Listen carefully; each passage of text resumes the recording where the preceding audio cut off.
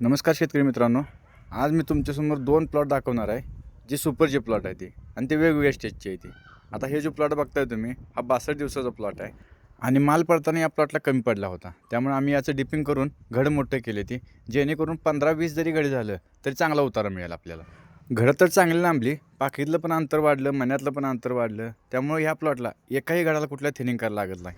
आणि घडाकडे बघितलं तर तुम्हाला हिरवापणा लवचिकपणा एवढा जोरात दिसतोय की माल थांबणारच नाही. हा मण्यांची लांबी आणि फुगवण जर बघितली तर टॉप क्लासच दिसत्या. झाडावर जरी 15-20 घड असलं तरी घडसुद्धा चांगला उतार देईल, कारण घडं मोठे झालेत, बंच मोठा झाला आहे, त्यामुळे क्वालिटीला आणि क्वांटिटीला चांगला फरक पडेल. आता जो हा बंच बघताय तुम्ही, हा लांबला किती बघा, आणि याचं वजन किलो ते 1.5 किलोच्या आसपास भरेल. म्हणजे असली जर 15 घडं झाली झाडावर तर 100% उतारा चांगला भेटणार. आता ह्या दुसऱ्या प्लॉटमध्ये आलो मी सुपरचा. हा 82 दिवसाचा प्लॉट आहे आणि या प्लॉटचा सध्या विश्रांतीचा काळ चालू आहे. म्हणजे द्राक्षाच्या पिकाचा 2 वेळा विश्रांतीचा काळ असतोय. पहिल्यांदा म्हणजे आपण फळ छाट घ्यायच्या अगोदर विश्रांतीचा काळ असतो त्याचा, म्हणजे ज्यावेळी आपली काडी पिकत्या तिथून ती छाटणी होईपर्यंत त्याचा विश्रांतीचा काळ असतोय.